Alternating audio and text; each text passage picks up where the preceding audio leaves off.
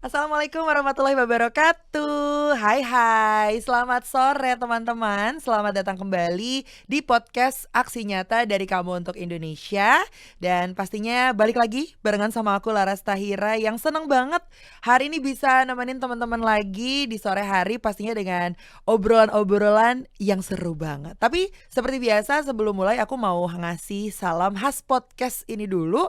Salam Aksi Nyata dari Kamu untuk Indonesia. Dan perlu diingat ya teman-teman ya, kalau podcast ini tayangnya ada di beberapa platform. Ada di Instagram, Twitter, TikTok, Facebook Partai Perindo di @partaiPerindo. Kemudian tayang juga di RCTI Plus, Okezone, Sindonews, iNews.id, YouTube Partai Perindo dan juga website Partai Perindo. Dan seperti biasa kita juga bakal bagi-bagi e-voucher. Ini adalah e-voucher belanja sebesar Rp300.000. Dan nanti ada 3 voucher masing-masing senilai Rp100.000 yang bakal dibagiin untuk 3 orang yang bisa ngasih quotes terbaik di kolom komentar tentang podcast kali ini. Tapi jangan lupa kamu follow dulu Instagramnya Partai Perindo di @partaiperindo. Itu dia ya. Pokoknya wajib stay tune karena kita punya tema yang menarik hari ini untuk para penari-penari harus merapat nih. Karena topik kita kali ini adalah membanggakan tetap eksis menjadi koreografer tari tradisional di tengah gempuran budaya modern. Jadi sudah terbayang ya kira-kira percakapan kita akan mengarah kemana sih. Dan tentunya di podcast kali ini kita sudah kehadiran bintang tamu yang sangat expert sebagai penari profesional dan juga koreografer tari tradisional pastinya. Langsung aja kita ketemuan sama Kakak Rosmala Sari Dewi. Selamat sore Kak Mala dipanggilnya. Biasa seperti itu ya Kak Mala ya? Iya Mala, selamat sore Selamat Laras, sore. thank you. Aku senang banget ya. Jadi kemarin itu dikasih profil dari Kak Mala. Sebelumnya aku emang sering ngeliat Kak Mala ini, cuman kan karena mungkin aku nggak into sama Iya, tarian. iya. Jadi oh ya udah. Dan ternyata ketika lihat profilnya luar biasa loh, Kak Mala ini sudah malang melintang di dunia tari Indonesia Thank ini you. dan sangat membanggakan Indonesia karena yang dibawakan tentunya adalah seputaran tari tradisional Iya, gitu ya. iya. Nah, sebelum kita ngobrol lebih dalam lagi nih sama Kamala, mungkin Kamala boleh diceritakan dulu sama teman-teman Oke. backgroundnya seperti apa? Apa emang dari brojol udah kepikiran pengen jadi seorang penari gitu? Gak juga. Gak juga ya? Ngeong-ngeongnya iya. Iya, ngeong-ngeongnya tuh udah nyinden Udah gitu, enggak nyinden. ya? Oke, jadi dari kecil itu aku kelas 6 SD itu sudah masuk sanggar tari, 3 Oke. tari tradisional. Mm-mm. Sama orang tua. Oke. Lalu SMP, SMA aku masih SMA sudah ngajar. Mm-mm. SMA Terus sudah ngajar? Sudah ngajar, Oke, sudah oke. ngajar. Mm-mm. Setelah SMA aku memutuskan untuk sesuai dengan passion aku nih, karena aku nggak mau pusing memikirkan kuliah yang tidak di passion ya aku kan bisa terjun diri salah. Iya. Jadi aku ambil sekolah tari di Sekolah Tinggi Seni Bandung dulu, STSI Bandung. 2005-2009 ambilnya penciptaan tari. Penciptaan Iya, tari. jadi Artinya kalau di tari itu kalau S1-nya ada kepenarian, ada penciptaan dan tesis. Skripsi Oke. ya S1 ya. Mm-mm. Jadi aku penciptaan tari atau disebut koreografer gitu. Oke, jadi Biasanya menciptakan tarian. ya. Oke, Lalu pindah ke Jakarta lagi S2 di Pasca IKJ 2010 sampai 2012. Ambil seni urban dan industri budaya. Oke. Tapi aku ambilnya seni urban dan sekarang lagi S3.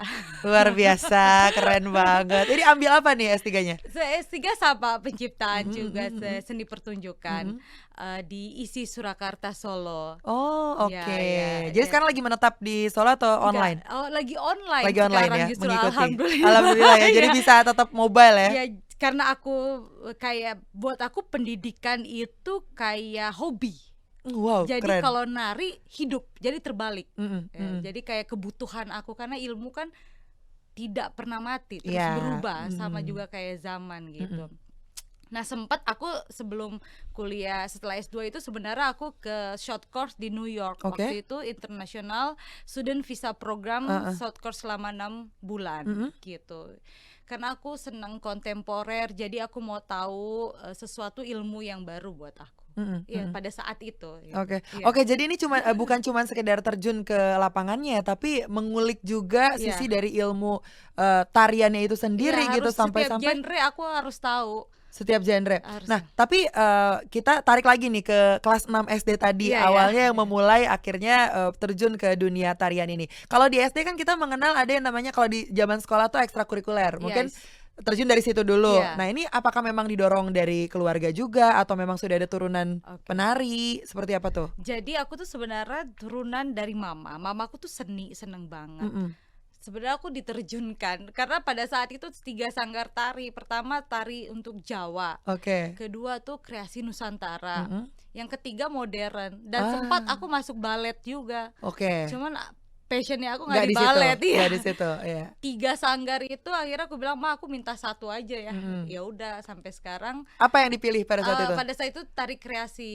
Tari kreasi. Iya, jadi dulu sanggarku Rineka Gayatri yang sampai SMA aku mengajar di sanggar itu. Jadi dari murid akhirnya jadi guru di situ. Oke, karena sudah lama juga di situ ya. Jadi udah tahu juga. Nah, tapi memang kalau mengikuti passion tuh akhirnya jadi seperti ini dan untungnya keluarga mendukung gitu ya. Sampai akhirnya ditelusuri sampai dalam sekali sampai ilmu-ilmunya dan sekarang alhamdulillah sedang menjalani S3 begitu teman-teman ya. Tapi memang tarian, kalau berbicara mengenai tarian, saya juga pernah ada di satu kondisi di mana mengharuskan ada materi tari dan itu susah banget untuk dipelajari untuk kita yang tidak terbiasa gitu ya.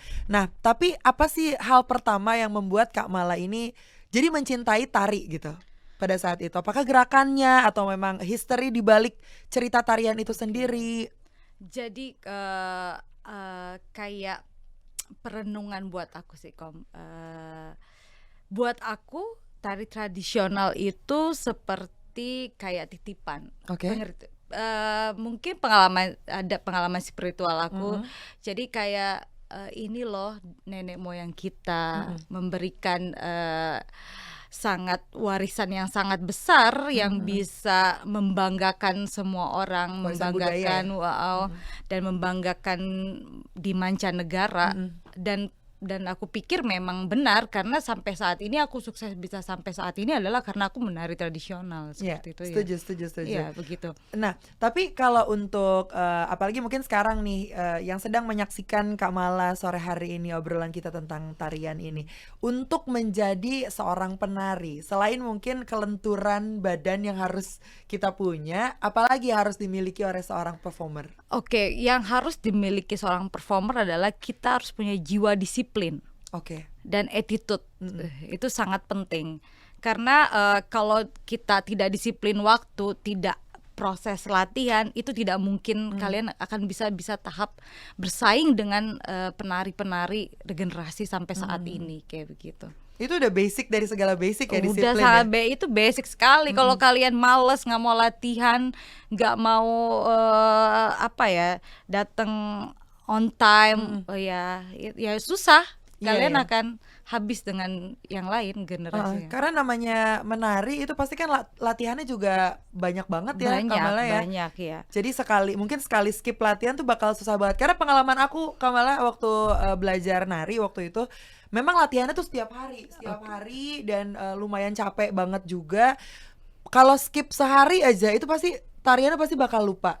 Nah itu Kamala gimana tuh waktu awal-awal menjadi seorang pemula gitu untuk menghafalkan, apalagi kan sekarang Kamala ini expert sekali di beberapa tarian tradisional Indonesia gitu. Nah gimana caranya? Apakah memang harus latihan tiap hari kah? Atau banyak-banyak menonton referensi? Karena kan apalagi zaman sekarang anak-anak ini gampang sekali gitu untuk mencari referensi, tinggal buka YouTube, udah tinggal nonton gitu. Jadi kalau buat aku, kalau bisa kita seminggu itu latihan sendiri, olah tubuh sendiri. Terus bisa juga kita lihat dari YouTube sebagai referensi, sebagai bahan ide, kreativitas membuat tarian seperti itu. Ya, jadi sangat penting sekali buat kita waktu untuk diri sendiri, untuk olah tubuh, untuk belajar proses berkarya. Oke, jadi memang harus latihan gitu, jangan stop ya. Nanti kelenturannya hilang juga kalau kepenariannya jadi ya kayak begitu. Nah, cuman kan mungkin sekarang agak PR ya kalau tapi aku nggak tahu nih bedanya zaman dulu awal Kak Mala terjun di dunia tarian ini, apakah culture-nya sudah seperti zaman sekarang yang apa-apa tuh bisa kita fusion, let's say, gitu kan, tarian tradisional di mix dengan tarian dari luar negeri manapun itu, atau mungkin sekarang bisa kita sebut K-pop lah atau apapun itu gitu. Ada perbedaannya nggak zaman Kak Mala awal-awal itu dan sekarang? Ya sangat berbeda sekali karena itu teknologi kan. Ya, karena semua tergantung teknologi. Sekarang setelah pandemi ini aja kita udah belajar dengan era digital. Betul. Dan ruang tadinya kita performance atau penari semuanya atau teater atau musik tadinya kita pentas di panggung, sekarang kita di digital gitu kan. Nah, dengan sama sekarang saat ini media sosial itu sangat tinggi gitu. Seperti TikTok atau Instagram, YouTube apapun ya, itu kayak gitu. lah. Dan yang dikatakan fusion itu anak-anak ini sudah sangat pintar sekali. K-pop bisa dibuat gerakan fusion tradisional, dibuat dengan kontemporer atau modern. Dan seperti aku buat juga, aku pernah buat tarian K-pop, bisa dilihat di YouTube aku yang lagi hits Blackpink kayak gitu. Tapi aku buat kontemporer tradisional. Jadi di kontemporer dan ada gerakan tradisionalnya. Terus sekarang tuh anak-anak lebih cepat ruang pertunjukannya tuh kita udah bisa sendiri bikin video, joget, share, post sendiri. Seperti itu udah bisa dilihat orang di mana-mana dengan hashtag seperti itu. Jadi kalau sekarang tuh lebih canggih dan jadi lebih cepat anak-anak melihat ini tarian ini. Jadi pengetahuannya lebih cepat dan peminatnya untuk tari tradisional sudah sangat banyak. Untuk zaman dulu belum, karena kan kita belum ada platform yang canggih saat jadi ini. panggung aja kalau zaman dulu kayak gitu. begitu. Jadi sekarang tuh lebih gampang dan orang mau nggak mau pada saat pandemi itu belajar jadi lebih pintar gitu. Tadinya mereka tidak biasa penari, tidak biasa berhubungan dengan kamera, edit kayak begini, sekarang dia bisa semua terbiasa. Sudah terbiasa. Terus sekarang ada musik dangdut atau musik barat, musik apa, dia sudah fusion dengan tradisional gitu. Jadi emang sudah keren lah, udah keren. Tapi kalau ngomongin soal teknologi mungkin di situ positifnya ya, anak-anak sekarang bisa lebih memperkenalkan lah tarian tradisional dan lebih kreatif juga, dan bisa lebih gampang untuk disaksikan oleh siapa saja di seluruh dunia. Ruang lingkupnya sangat besar. Sangat besar. Tapi menurut Kak Mala sendiri sebagai expert dari tari tradisional sendiri, bagaimana melihat itu? Setuju aja nggak sih? Apakah tradisionalnya menghilang dan itu merugikan, atau justru di fusion kita lebih bangga, atau seperti apa? Aku rasa aku sangat setuju dan bangga karena kan mereka anak-anak itu berkreativitas. Jadi idenya terus dia berpikir imajinasi. Habis ini gerakan apa? Dia buat dari gerakan Papua lalu ke Kalimantan, dia buat ke Bali lalu ke Jawa Barat, ke Betawi, seperti itu kan dia fusion.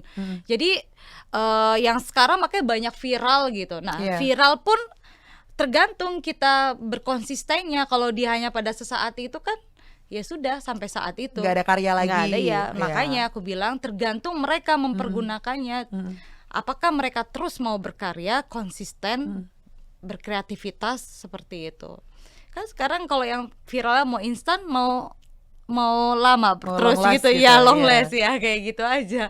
Tinggal kita pandai menggunakan. Jadi cari kayak maintain, nge-brand diri lu tuh mau gimana, nge-image-nya tuh seperti apa, kayak begitu. Tapi artinya berarti setiap penari harus punya karakter dong ya? Apa sih karakter-karakter yang harus dipunya? Apakah memang harus yang ini jago banget nih loncat-loncatnya, atau kayak gimana mengklasifikasikannya? Jadi contohnya kayak aku aja. Contohnya dia aku disebut ronggeng. Karena aku always menari jaipong. Dan aku fokus memang aku seneng kan, setiap orang kan punya genrenya tuh tarian tuh. Senengnya misalnya di Betawi, kalau ada Bali ada kayak gitu. Aku di jaipong. Kalau misalnya modern ada waking, ada popping, ada ini. Nah, kalau aku jaipong gitu. Dan S2 aku mengangkat penari di bawah jembatan Jatinegara, yaitu penari-penari jaipong yang bajidoran. Aku mengangkat cerita itu. Tidak revitalisasi juga tidak, maksudnya mengangkat kembali. Dan di situ memang terkenalnya penari Jaipong kan ronggeng. Nah, sudah saat itu dari situ lebih tajam aja.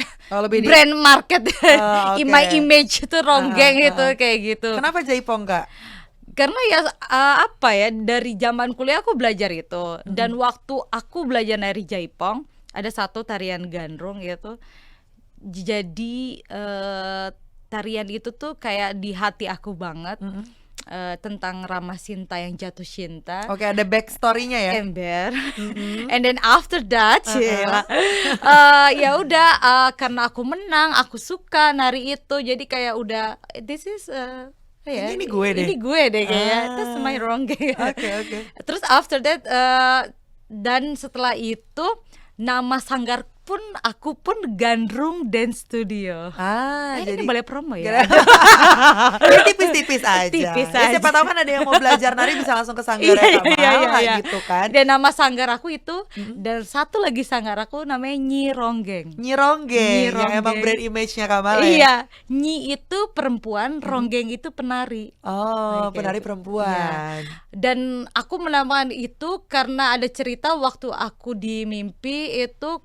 Dan itu nggak sekali, kayak 2 atau 3 kali seorang penari ronggeng yang pernah tahu misalnya ronggeng di Sumedang ada cerita yang ada kuburannya mungkin di sana. Dia mengalungkan aku gitu dengan selendangnya itu more than 3 times gitu. Jadi terus ada lagi bisikan gitu, I don't know lah yang percaya sih. Jadi kayak aku titipkan jadi bahasa halus. Jadi aku titipkan warisan ini, terus perjuangkan tradisional ini seperti itu. Tapi dengan bahasa halus gitu. Oke. Tolong kamu ini. Jadi berasa pertahankan. ada tanggung jawabnya. Iya, ada tanggung jawabnya kayak begitu. Oke, tapi setiap tarian itu sebenarnya ada ininya, ada arti, ada cerita di ada baliknya. sejarah, ada cerita, sejarahnya itu selalu ya. Semua ada. Semua tarian. Even dia kreasi ya, kreasi atau karya bikin pasti dia ada cerita. Oh gitu. Yang lebih ini ya klasik pasti, sudah Klasik. pasti tradisional, bedoyo, gambyong kayak gitu, rawana, Gatot Kaca, baik aja. Nah ini menarik sih karena kan kita tahu lah ada satu film yang lagi naik banget I nih. see. Gara-gara ada penarinya, ya kan? Dan semua orang tuh mencari, wah kenapa Kamala yang nggak main kayak gitu. Iya juga itu aku penasaran juga kenapa nggak Kamala gitu. Nah cuman yang jadi perhatian aku adalah kenapa kalau penari atau tarian selalu image-nya itu mistis atau horor. Kenapa? Karena memang mereka tuh seperti itu. Memang cerita aslinya atau gimana sih? I don't know cerita aslinya, tapi kan perempuan itu dengan image-nya kan memang seperti itu, seksi, erotis, sorry for say. Tapi ya memang seperti itu kan pada zaman dulu kala. Ronggeng itu, ini cerita dia ronggeng dimanapun itu bukan di Jawa Barat aja tapi seluruh tahun 90 berapa ya aku 80 atau berapa dia dulu perempuan itu penari itu ronggeng itu untuk sebagai upacara ritual panen gitu, upacara panen. Oh, setiap ada upacara atau hanya panen itu saja? Hiburan tariannya. Hiburannya hanya ada ronggeng itu ya. And then zaman penjajahan sini Jepang inilah dia sudah berubah fungsi. Hiburannya adalah menghibur dalam tanda kutip menghibur para tamu-tamu lah gitu. Ya pedagang lebih banyaknya pedagang kayak begitu. Ya benar-benar penghibur. Dan ya di atas panggung dan di luar panggung itu sudah berbeda gitu. Sama hal berbeda makna lah dia. Nah, makanya ada berubah fungsi aja gitu. Dan akhirnya jadi kemana-mana. Dan ceritanya memang begitu kan. Dan yang KKN itu penarinya ya aku nggak tahu ceritanya tapi memang seperti itu ciri khas dia kostum tari itu kan dari tari jejer kan Jejer dari Banyuwangi, ya dia seperti itu. Dia memang hiburan gitu. Jadi memang seperti cerita di Iya, aslinya lah gitu. aslinya. Jujur aku nggak nonton karena aku takut film horor ya. Dia Jadi nggak serem. tetap takut. Oh, oke. Lebih serem aku kayaknya. Ya udah, kita akhiri saja atau gimana? Ini jadi agak jangan. menyeramkan. Saya belum ganti baju. Belum ganti baju, jangan usah ganti baju deh kalau gitu ya. Nah, tapi dengan image yang tadi sudah dibilang oleh Kamala juga ya, dengan erotisnya atau apanya lah dan segala macam, dia menjadi penghiburnya pada saat itu dan image-nya sampai sekarang gitu. Apa kesulitan seorang Kak Mala menjadi seorang ronggeng gitu? Oh, aku sih gak sulit, justru itu malah aku menjadi kayak brand aku, image aku. Jadi aku banyak tawaran justru job gitu. Narinya lebih kayak nari sendiri gitu. Lebih banyak nari sendiri, tari jaipong. Yang menjadi ciri khas lah. Iya, ciri khas. Nyebutnya aku jadi si ronggeng tuh, si penari ronggeng gitu. Si jaipong. Tapi udah berpuluh-puluh tahun lah menjadi seorang penari ya Kak Mala ya. Apa obstacle-nya selama ini menjadi seorang penari? Apa memang menghafalnya, latihannya, atau mungkin dari ininya aman ya, sepertinya dari finansial sih aman sih kayaknya sih. Aman-aman aja ya kalau dilihat. Kalau yang konsisten ya aku bilang, kalau dia fokus, kalau dia benar-benar tahu dirinya dia, tahu kemampuannya dia. Dan yang pertama adalah harus kreativitas, terus berkarya. Itu harus terus mikir berarti terus, ya. Iya. Jadi jadi penari juga bukan sekedar joget ya, tapi lu juga harus mikir gitu. Iya, sama kayak aku sekarang mikir kan, punya sanggar, gue harus target ini marketnya gimana, dengan bersaing sanggar dengan yang lain secara profesional gitu. Aku selalu dengan kreativitas gitu. Pasti harus jalan terus otaknya. Harus jalan terus aku. Kalau kesulitan menjadi seorang penari Kak, mungkin boleh di-share nih sama teman-teman yang mau Kesulitan memulai penari. Oh, yang memulai itu adalah diri kalian itu dulu yang paling ini, yang paling utama. Biasanya tuh ada kata males yang paling jahat. Itu gimana caranya? Ya sebenarnya itulah musuh utamanya adalah malas. Enggak semua penari bidang disiplin apapun, teater, musik gitu, atau kerja apapun gitu. Ya itu dia, malas ini harus dihilangkan. Yang kedua, kita harus niat. Niat dan rajin, itu aja. Itu aja dulu yang paling simple. Iya benar-benar itu basic sebenarnya, cuman ya basicnya nempel mulu really setiap basic, waktu. Iya. Kayak begini loh, aduh, macet aja udah kayak bahan pikiran beban gitu. Jalanin aja udah. Jalanin aja. Mau ke sanggar, kayak murid-murid aku tuh banyak sekali orang-orang yang pekerja karyawan. Jadi dia tuh datang dari, misalnya contoh murid aku dari salah satu embassy US. Dia kesini aja tuh macet, dia tetap bela-belain. Effort ya. Banyak banget murid-murid aku yang effort. Ya aku bilang itu ngelawan sama malesnya, sama niatnya itu yang harus memang kuat. 3 basic itu yang harus kita lawan, tapi ya nempel terus di diri kita, ya gimana lagi gitu kan. Iya. Tapi ngomongin soal tarian juga Kamala, kita kan pasti semua orang sih, kalau menurut aku ya, semua cewek itu pasti ada di kondisi dimana mereka harus nari, harus, walaupun olahraga pun, zumba pun tarian gitu ya, bisa dibilang seperti itu. Aku pernah ngikutin salah satu tarian K-pop karena kan zaman sekarang ya, ya buat konten sosial media lah gitu. Ngafalinnya ya bisa dibilang ya gampang, dalam 1 jam itu bisa hafal dan bisa langsung bikin konten. Jadi bisa dibilang untuk ngikutin tarian-tarian zaman sekarang seperti K-pop atau tarian-tarian modern apapun itu bisa dibilang mudah lah. Tapi kan untuk tarian tradisional tuh tidak semudah itu ya teman-teman ya. Kita harus mempelajari seni dan budayanya juga. Basicnya. Terus kita harus at least kita harus tahu historinya di balik tarian itu seperti apa gitu kan. Nah, kira-kira untuk para pemula nih, kita bicara para pemula lah gitu yang ingin memulai menari tari tradisional. Itu basic apa yang harus mereka punya gitu, selain memang harus seperti Kak Mala yang memang terjun di sekolah yang khusus tari gitu loh. Seperti apa tuh? Sebenarnya sih basicnya ya nggak ada sih, aku bilangnya basicnya harus ada kemauan aja sih. Basicnya bukan basic mungkin ya, dimulai dari kapan gitu. Dari sejak kecil sih aku bilang. Jadi telat dong kalau misalnya sekarang. Nggak ada kata telat. Nggak ada telat. Nggak ada kata telat. Aku bilang itu dari mana, dari ini kayak kita niatnya itu. Ya kalau basic menari, kalau dalam basic menari maksudnya saat menari mungkin kita belajar ukel kayak begitu, menda, iya ukel, kayak kamu tadi bilang lenggang susah. Lenggang susah banget, padahal lenggang cuma jalan doang. Kayak jalan gitu. Cuma jalan tapi ternyata ada skillnya gitu ya. ya. Ya terus menda, belajar menda. Menda itu pegel banget itu loh. paling basic karena kan Menda kita banyak pegel rengku banget. kayak Iya. begitu. Ya kepala yang basic-basic gitu, gile, galeong gitu. Ya pasti ukel ke dalam, ukel keluar, kewer gitu. Ya basic-basic seperti itu. Iya. Ini ngingetin menda tuh dulu pernah kalau kita ada bikin kesalahan hukumannya menda 15 menit. Berarti itu sekitar 8 kali 8 ya lo. Oh lebih deh, lumayan loh. Lumayan bikin Iya. keringetan dan besoknya jalan agak berat emang. Perih. Iya. Perih pegel ya. Jadi mungkin boleh ini buat tim di sini ya, kalau ada yang bikin kesalahan hukumannya menda aja, suruh menda. Dan itu bisa bikin kurus Apa? Tarian? paha, Menda. Iya. Oh, mulai Dan sekarang kita deh. akan kuat. Ya, ada tripsnya, nyender terus mereng gitu. Nyender di tembok terus kita tuh gitu. Nah, itu akan strong banget mau jalan, itu paha kita kecil. Sebenarnya tuh ada manfaatnya di luar dari itu. Oh, ini tips juga nih Iya. yang mau mengecilkan badan, paha, mengurangi berat badan bisa menda aja. Dan iya. tipsnya tadi senderan di tembok dulu biar nggak berasa ya. Iya dia nyender gitu. Terus kita turun badannya. Iya, I see. Gitu.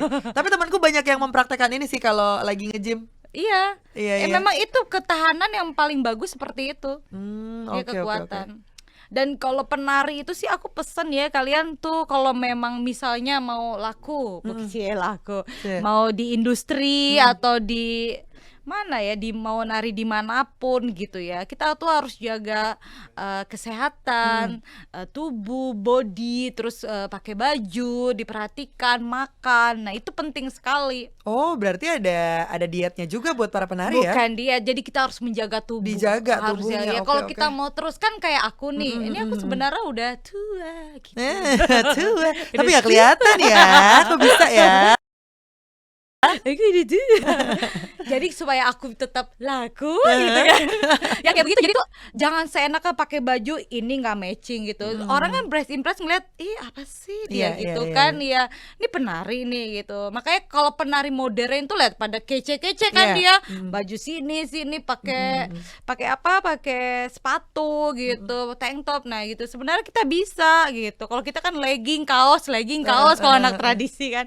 Nah itu sebenarnya yang utama seperti itu, orang lihat wah ini terus jaga muka, badan itu penting gitu. Penampilan lah Iya, nomor penampilan. satu pokoknya. Apalagi kalau di punya punya pemerintah lah ya.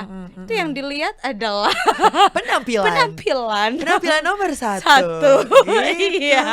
Iya, apalagi satu terus kedua skill itu. Itu skillnya itu loh, skillnya. Sekarang aku dipanggil, kalau aku nggak jaga, tidak di kamera aku jelek.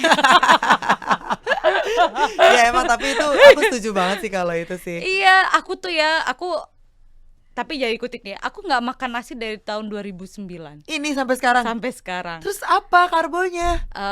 Nggak ada, kadang kentang, kadang aku nggak, jadi kayak udah terbiasa. Oh gitu. Jadi aku tuh banyak sayur sama buah. Terus maka lauknya ada, jadi udah terbiasa. Kalau makan nasi sekarang aku gitu. Oh gitu. Iya. Oh itu salah satu tips awet muda kayaknya ya. Iya.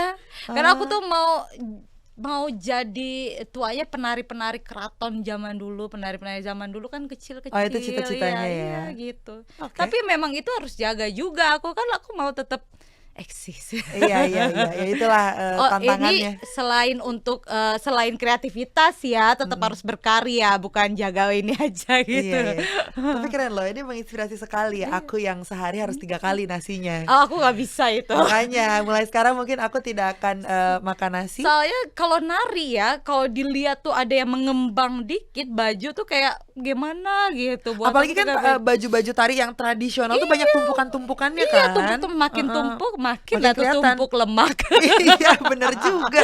Nah itu salah satu caranya apa aku Iya. jadi penari aja. Waduh, Jadi saingan ketat. Wah, Waduh. susah banget kalau mau nyaingin Kamala, ya Allah. Oh iya, oh wow. Susah banget, kenapa teman-teman? Karena Kamala ini sudah aku bilang dia kan sudah kesana kemari gitu ya. Ini buat buktinya aja, kita sambil lihat boleh kali ya. Sambil lihat kita punya kumpulan foto-foto dan nanti juga kita bakal liatin ada video dari Kamala. Nah ini di Dubai. Ini di Dubai Expo kemarin Expo 2020 Dubai. Iya. Ini pas pandemi berarti? ya. Pas Pas baru pandemi? kemarin Maret. Oh pas Pas bulan Maret Maretnya. iya, baru aja. Oh oke.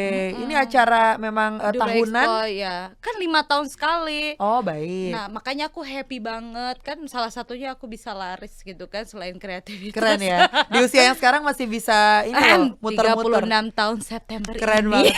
Keren banget emang Apakah keren aku banget. harus menyebutnya? Keren banget di usia. Ini masih produktif. Oke, Iya. ini videonya. Iya. Ini Jaipong Kak? Iya. Nah, aku bilang nih harus stretching olah tubuh, kalau enggak di umur aku tuh udah rentan. Kram ya. Capek Kram, banget capek, ya. iya. Oke. Paling lama bisa nari berapa menit Kak? Aku sebenarnya kuat berjam-jam. Wah, keren. Karena aku pernah nari 25 menit sendiri pernah. 25 menit Iya, non-stop. nonstop. Waduh. Kayak begitu. Oke. 25 menit ya. Iya. Nah, ini ada Papua juga ya. Ini di Singapura. Ini ada apa aja Kak Papua? Ada Papua, Betawi, ada Jaipong, ada Bali nyelip. Oh, balenya nyelip ya. Itu yang di atas Betawi ya. Iya, itu murid-murid aku semua. Ini murid-murid Kakak semua. Iya. Paling kecil Ini usia guru berapa? Aku yang cowok, guru Jaipong aku, Abah Awan. Abah Awan, Iya. halo. Oke, ini di Bangkok. Di Bangkok. Oke, ini masih dengan kostum Betawinya ya. Ini Hilang ya? Perindro, Hilang ya fotonya iya. ya. Tapi bisa dilihat lah tadi kalau Iya. aku tuh ngelihat yang let's say komunitas kayak gitu, Oke. rombongan-rombongan kayak gitu tuh kekeluargaan pasti gede banget ya Kak ya? Besar ya. Nah, ini salah satu aku yang harus ditekankan sama semua murid, penari, teman, tim. Kita tuh semua tuh kerjasama. Oke. Kalau kamu mau bersaing, bersaingnya profesional. Harus karya, harus kepenarian kalian, harus cara kerja kalian, bukan kehidupan orang yang diomongin. Indonesia itu senengnya ngungkit, ngomongin orang, hidupnya kejelekan, nyari kayak gitu. Mungkin karena aku dulu pernah di New York, jadi orang di sana itu menunjukkan mereka hebat nari, dia pengen di depan narinya latihan, berdiri gitu. Dia terus bener-bener Show off dandan, lah ya. bener show off gitu, bersaingnya secara itu mereka Ya emang ngeliatin bersaing karya. nari, ini jago gitu. Kalau di sini kan Omongan. oh wow, gitu kan, pedas sekali. Tapi susah menerapkan itu ya Kak, sekalipun Kakak udah punya sanggar sendiri, tapi untuk menerapkan kebiasaan seperti itu masih agak susah ya sekarang. Susah, iya, harus kayak pelan-pelan dikasih contoh kayak gitu. Oke, bukannya ini. Kalau aku berbuat seperti itu, kalau aku jahat, kalau aku bersaing secara tidak sehat, tidak mungkin aku bisa sampai saat ini. Betul, setuju. Seperti itu aja. Kan itu kan seperti hukum alam. Begitu saja. Tergeser gitu. Sekarang udah generasi berapa ini, udah Z, milenial apa, A B C D kayak gitu kan. Bener. Iya. Jadi ya lihat aja sendiri lah contohnya gitu, nggak usah kayak banyak gitu. ngomong ya istilahnya ya. Ya sekarang kalau penari-penari misalnya sekarang kan udah viral banyak kan, udah di TikTok atau di Instagram. Nah sekarang tinggal kalian memaintenance-nya gitu, Benar. tinggal kalian membrand diri kalian gitu, tinggal kalian berkreativitasnya. Tapi Kamala sendiri mengikuti pergerakan Semua penari aku lihat. Kayak sekarang ini aku bawa, dulu kan aku punya challenge kan, terus. Jadi aku memberikan punya program, memberikan terhadap penari di seluruh Indonesia yang tidak mampu, yang belum pernah keluar negeri, tapi yang belum pernah keluar negeri, kebiasaan aku cepet ngomongnya terus hilang. Jadi dia tuh udah skillnya oke, aku bawa dia, aku pilih 5 penari, aku bawa ke Singapura. Juli ini aku bawa dia ke Singapura. Juli ini. Ya. Lalu aku buat sharing project ke sanggar-sanggar di daerah untuk sharing pengalaman aku sama sharing tarian. Oke. Jadi mereka ajarin aku tarian apa di daerahnya, aku ajarin tarian barter. apa, barter. Aku udah ke Sumatera Utara, terus mau Sidoarjo, ada ke Kendari, Untuk di tahun ini? Batam. Yang sudah aku kerjakan. sudah Yang dikerjakan. belum ini tinggal Sumatera Barat, Palembang, Sukabumi. Jadi sanggar-sanggar ini yang terpilih kemarin menang gitu. Jadi nanti akan ada tuh kunjungan Iya, gitu tanpa mereka harus repot biayain aku. Wow, keren. Aku datang dengan memang tulus ikhlasnya aku, karena bukan saatnya lagi aku. Ini kan semua udah generasi ya, murid aku. Mereka harus ngerasain. Benar. Nah, itulah jarang ada yang ya kalau yang egois tetap aja dia mau ini panggung dia sendiri. Enggak boleh kasih kayak gini. Aku enggak gitu orang, aku kasih job, aku bagi siapa ya. Tapi Kak, kalau dulu kan sempet kayak rombongan banyakan gitu tariannya, sampai akhirnya sendirian. Itu gimana ceritanya? Siapa aku maksudnya? Rombongan mana? Banyakan kan tariannya, misalnya satu tim gitu. Sampai akhirnya sekarang bisa berdiri sendiri. Iya, karena itu kalau banyakan itu. Jadi kalau banyakan itu kalau aku pergi dengan tim gitu. Jadi dengan bareng-bareng dengan teman, dengan grup aku kayak gitu. Kalau aku sendiri itu biasanya request dari sananya. Oh, jadi udah ada yang request. Iya. Karena memang dilihat juga ya mana nih penari yang paling terlihat, yang paling show off gitu. Gitu ya. Bukan show, mereka ya mungkin bisa lihat ya di yang bagus yang mana. Kepo-kepo gitu kan ya gitu. Kepo-kepo. Jadi kalau ada yang butuh penari tetap jualan. Ujungnya tetap jualan. Ya, tapi aku percayalah dengan pengalaman yang sudah berpuluh-puluh tahun ini gitu. Jadi kayak gitu, makanya aku bilang kenapa aku masih jaga harus asisten. Ya karena memang banyak yang masih request aku nari sendiri gitu. Oke. 5 Juli ini aku ke Australia, ke Sydney. Ada ICC yang di Sydney itu Culture, dia minta kita, aku kan dosen di Daya Performing Arts Academy. Rektornya aku itu memang terkenal sekali. Nah, beliau diundang, kita berangkat 4 musik, 1 penari aku aja. Dan di sana aku akan mengkolaborasi tarian Makassar dengan Aborigin. Oh wow. Dan aku akan nari sendiri di sana di Sydney itu. Oh, mengkombinasikan tari Indonesia dan Australia ya? Iya, jadi ini persahabatan. Dulu Makassar kan jalur rempahnya ke Sydney Aborigin seperti itu. Jadi orang Makassar ada tinggal di sana banyak. Di Australia. Australia juga. Jadi ini kayak persaudaraan.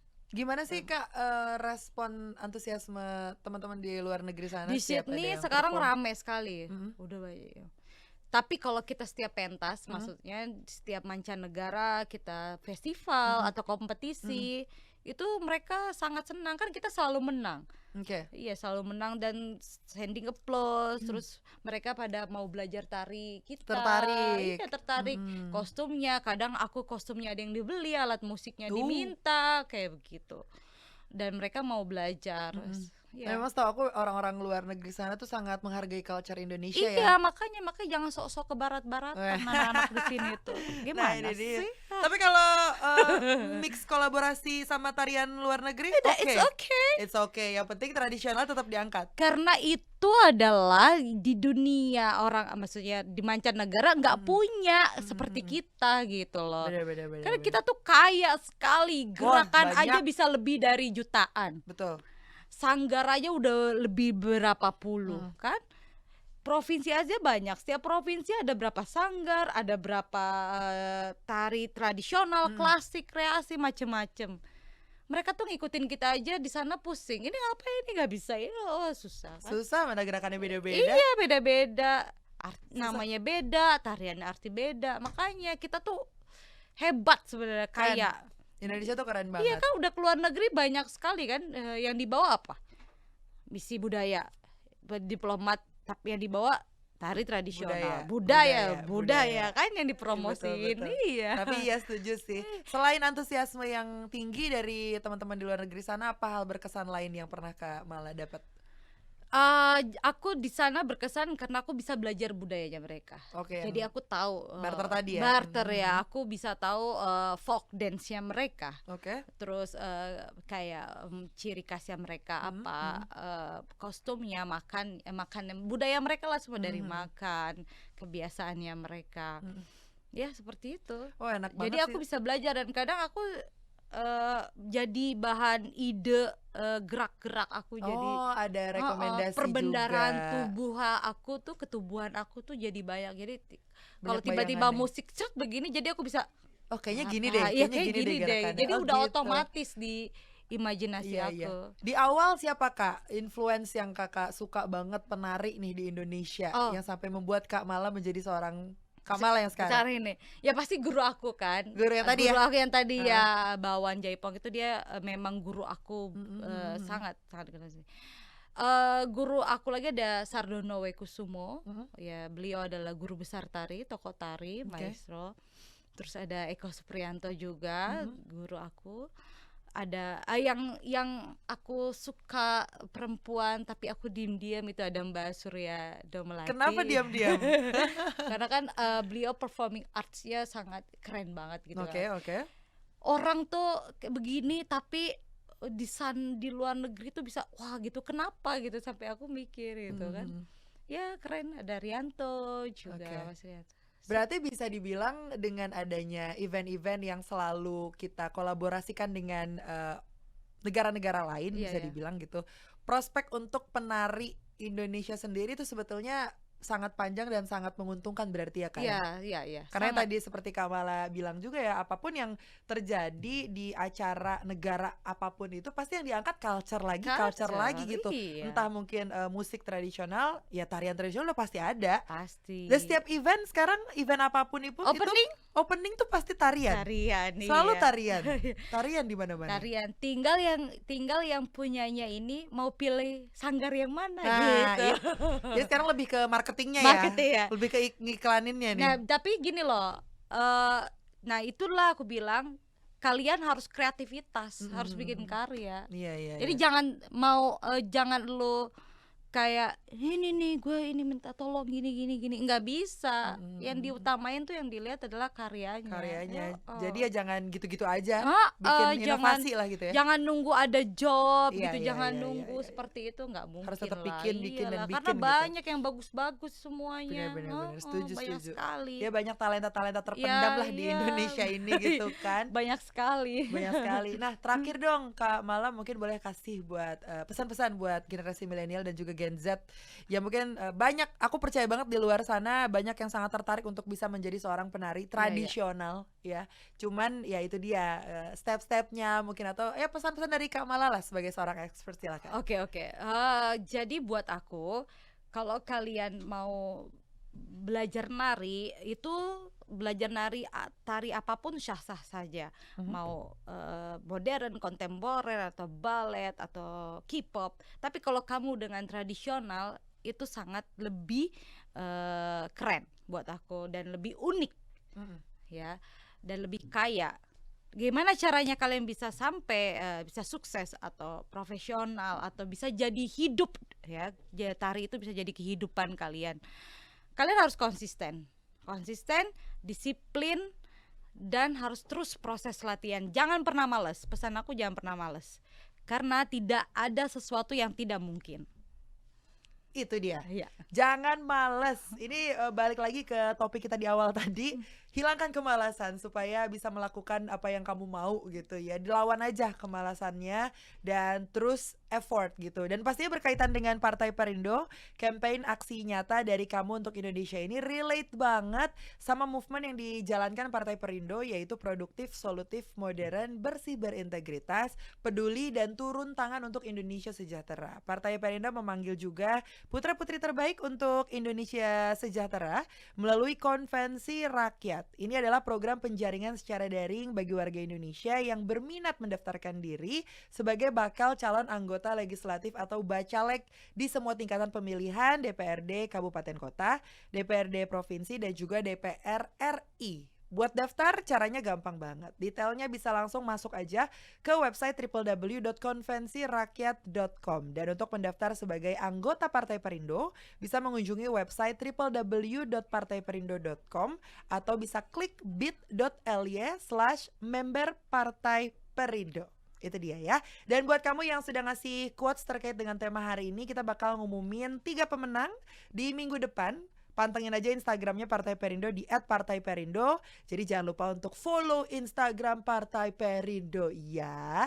Dan tentunya Laras juga ingin mengucapkan banyak terima kasih untuk Kak Mala. Sama-sama, terima kasih, aku juga sudah diundang. Sama-sama. Pokoknya obrolan kita semoga banyak menginspirasi dan bermanfaat buat teman-teman yang menyaksikan, terutama buat teman-teman yang pengen banget jadi seorang penari ya. Dan terima kasih juga kepada Partai Perindo tentunya yang selalu bergerak dengan aksi nyata. Semoga Partai Perindo semakin sukses dan maju terus untuk Indonesia sejahtera. Salam aksi nyata dari kamu untuk Indonesia. Sampai jumpa lagi di podcast selanjutnya. Laras Tahira pamit dulu.